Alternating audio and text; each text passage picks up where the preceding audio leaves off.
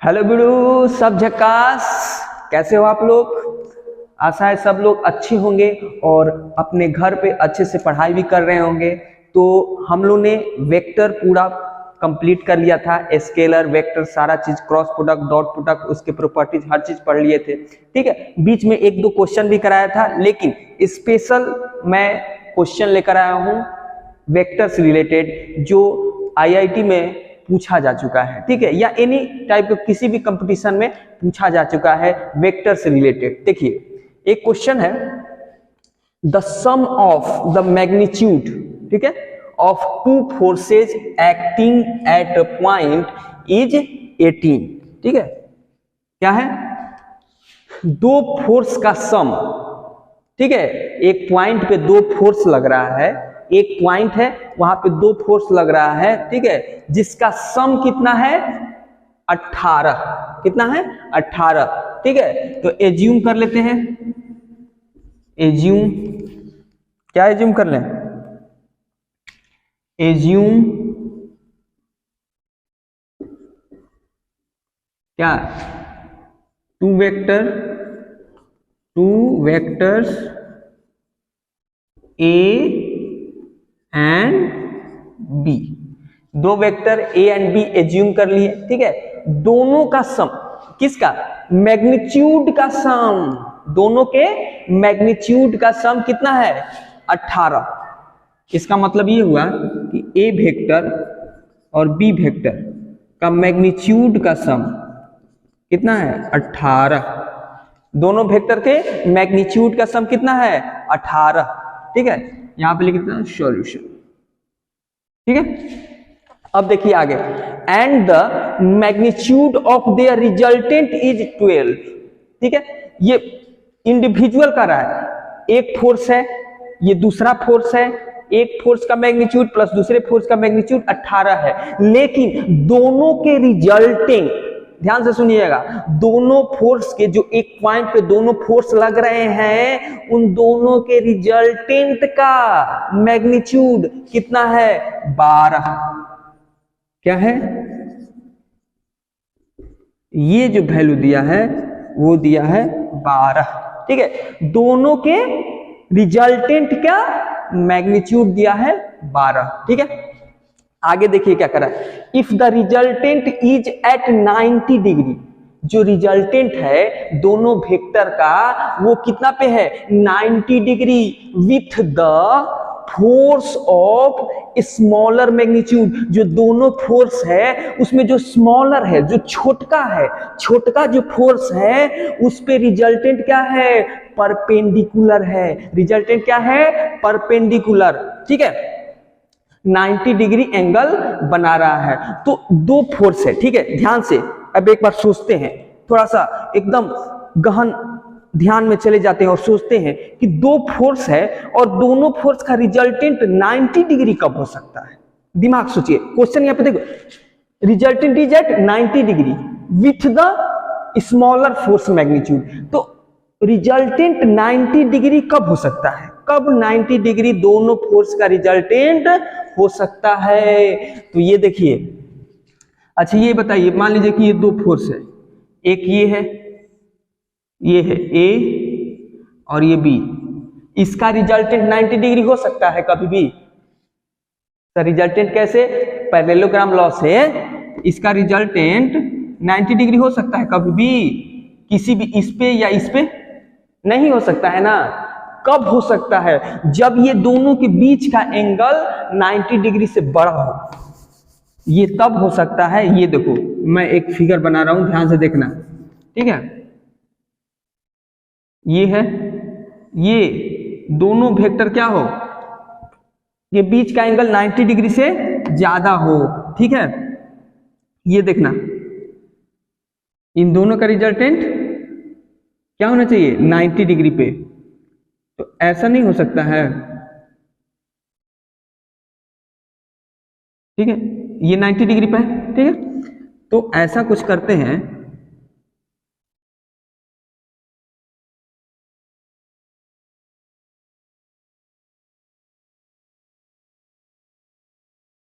ये देखिए, ऐसा कुछ होगा, ये मान लेते हैं ए वेक्टर होगा, ये बी वेक्टर होगा।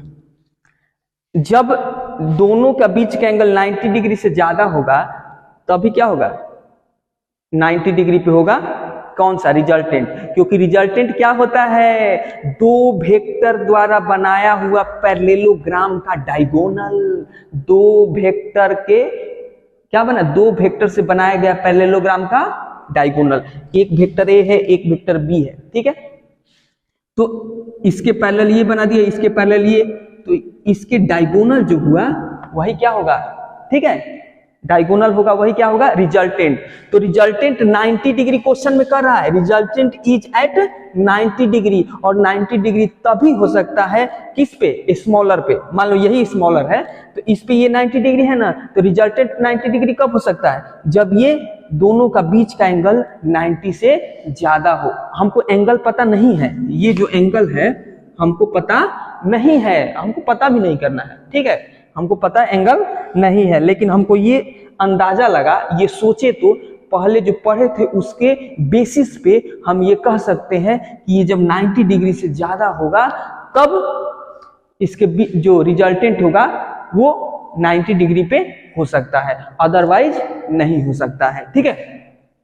तो एक चीज देखिए, मान लीजिए कि ये रिजल्टेंट है, ये रिजल्टेंट है ना जी, रिजल्टेंट है तो ये कितना दिया हुआ है, मैग्नीट्यूड 12, ठीक है। तो एक बात बताना, इसके पैरेलल ये बनाते हैं और इसके पैरेलल ये बनाते हैं, तो ये बी वेक्टर नहीं होगा, ठीक है, ये बताइए ये बी वेक्टर होगा कि नहीं, ये ए वेक्टर, ये बी वेक्टर, ये 12 रिजल्टेंट होगा कि नहीं होगा, बोलो ना जी, होगा।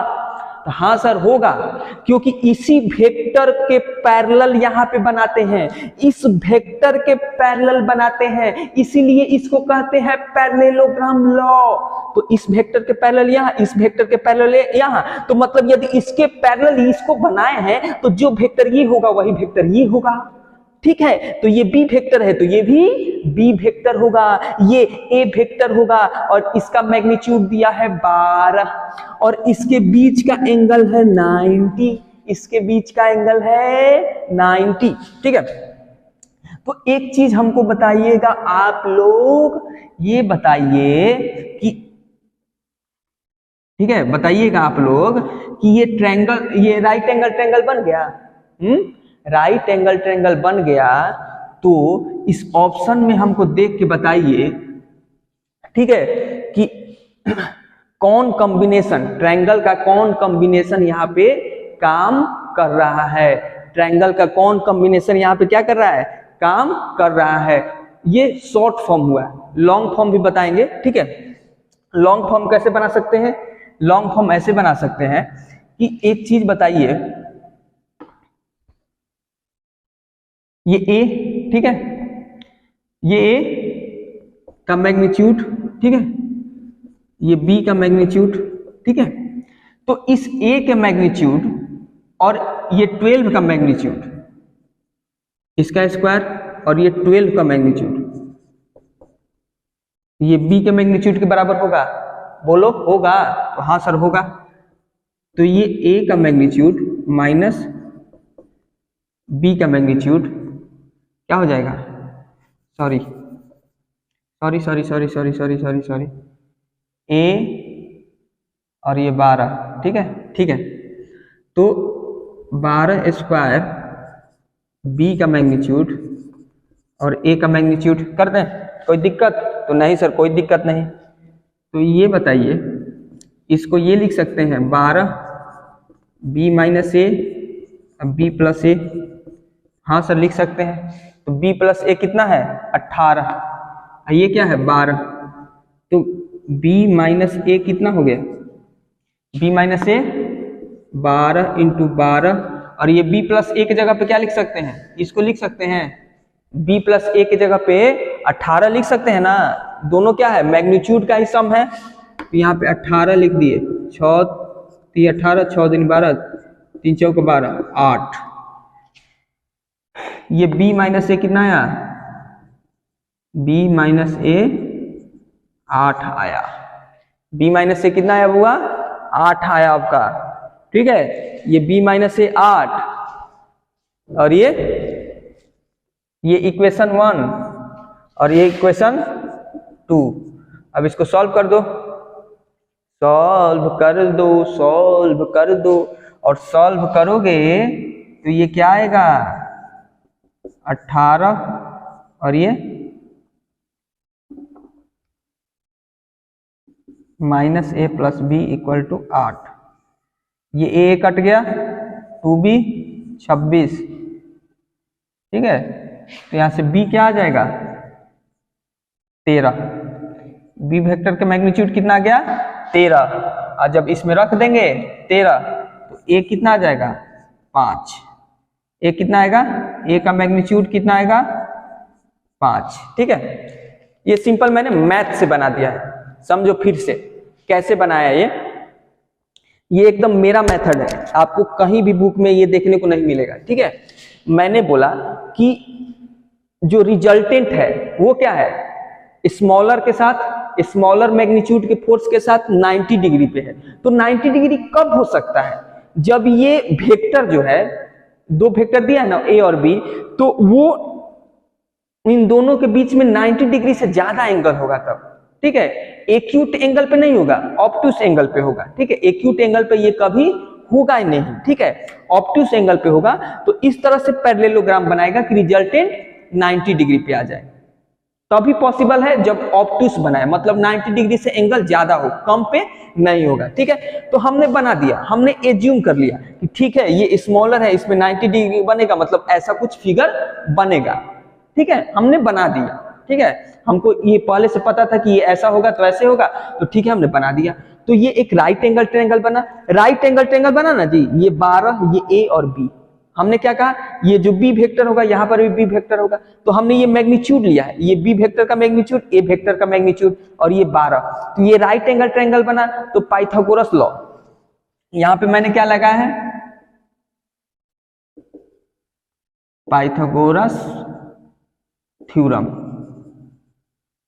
पाइथागोरस थ्योरम से हम कह सकते हैं कि क्या होता है, पर 12 का स्क्वायर प्लस a का स्क्वायर इक्वल टू b का स्क्वायर। ये a क्या है, मैग्नीट्यूड है, ये b क्या है, मैग्नीट्यूड है, और ये 12 भी मैग्नीट्यूड ही है। इस लेंथ का मैग्नीट्यूड, इस लेंथ का मैग्नीट्यूड, और इस लेंथ का मैग्नीट्यूड, ठीक है। पाइथागोरस ये नहीं करता है, हाइपोटेन्यूज का स्क्वायर इक्वल टू बेस का स्क्वायर प्लस परपेंडिकुलर का स्क्वायर। हाइपोटेन्यूज का स्क्वायर, हाइपोटेन्यूज का स्क्वायर इक्वल टू बेस का स्क्वायर प्लस परपेंडिकुलर का स्क्वायर। तो वही कर दिया है मैंने।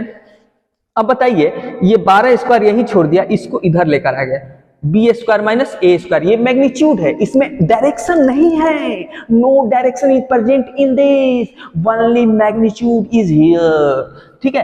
तो बी माइनस ए और बी प्लस ए पढ़े हो ना, A square minus B square equal to A minus B या ए प्लस बी, ठीक है। तो वही कर दिया है,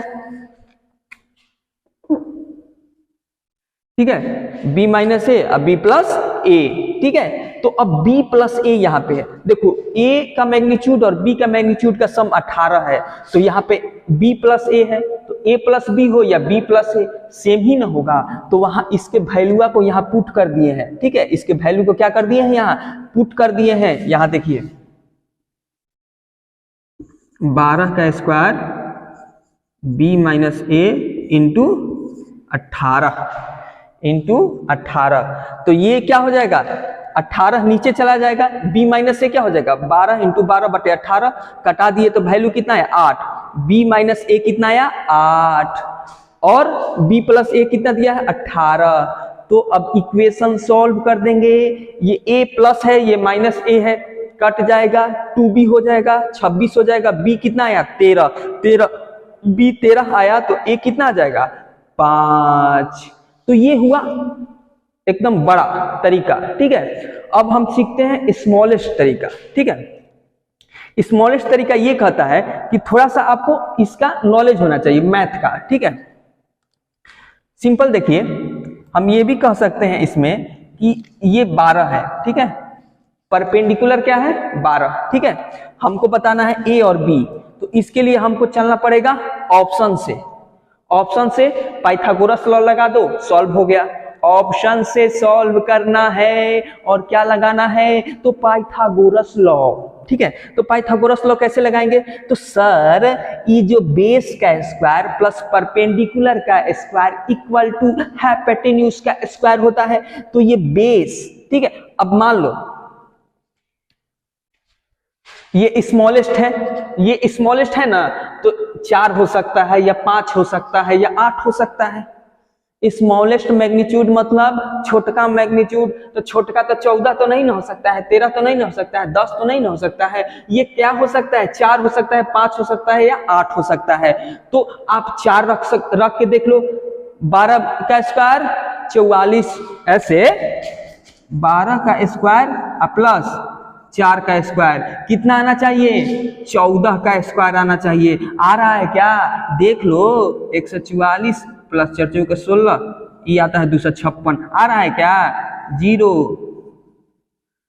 150 आया, मतलब रॉन्ग। उसी तरह से क्या करेंगे, यहां पे रखते जाएंगे, इसको रखेंगे 5 का स्क्वायर इक्वल टू 13 का स्क्वायर, तो बराबर यहाँ 44 से 25, ये 169, तो 5 4 9, 4 2 6 आ गया, सेम आया, तो सेम आ गया। तो इतना बनाने की जरूरत ही नहीं है, इतना बनाने की जरूरत नहीं है। जैसे ही सेम आया, इसका मतलब ये हो गया 5 और ये हो गया 13, क्योंकि ये 5, ए को 5 क्यों लिए, ए को आपको दिमाग में आ रहा होगा सर बी को 5 क्यों नहीं, ए को 5 इसलिए लिए क्योंकि क्वेश्चन में कह रहा है कि resultant is at 90 degree with the smaller magnitude. Smaller magnitude पे 90 डिग्री है, तो स्मॉलर मैग्नीट्यूड कौन सा होगा, ए होगा। तो ए कभी भी 4 हो सकता है, 5 हो सकता है, 8 हो सकता है, 10 13 14 नहीं हो सकता है। तो 12 का स्क्वायर, और ये एक बार 4 रखे, एक बार 5 रखे और 5 पे ही आ गया। तुमको चेक करना है तो 8 भी रख के देख लो, 8 पे नहीं आ गया, 5 पर ही। तो ये 5 ये हो गया, तो एकदम गारंटी है कि बी कितना होगा, 13 होगा। तो कैसा लगा ये मेथड, आप सोचो। आप क्वेश्चन जब बनाते हो ना, तो आंसर देखने के चक्कर में नहीं पड़ो, आप उसको सोचो। एक क्वेश्चन को आधा घंटा भी बनाने लग जाए तो उसको बनाओ, सोचो कि इसको बेस्ट तरीका कैसे सोच सकते हैं, मैथ कैसे लगा सकते हैं, फिजिक्स कैसे लगा सकते हैं। आपको सोचना है, सोचने पे दिमाग, जैसे ही आपका दिमाग ज्यादा सोचने लगेगा, क्वेश्चन इजीली बनने लगेगा। कंसेप्ट पे काम करो, सोचने पे काम करो, सक्सेस जरूर होगे आप। ठीक है, तो यदि ये मेरा वीडियो आपको अच्छा लगा हो, मेरा सॉल्यूशन अच्छा लगा हो, तो इस वीडियो को लाइक करें और सब्सक्राइब करें। जय हिंद, जय भारत।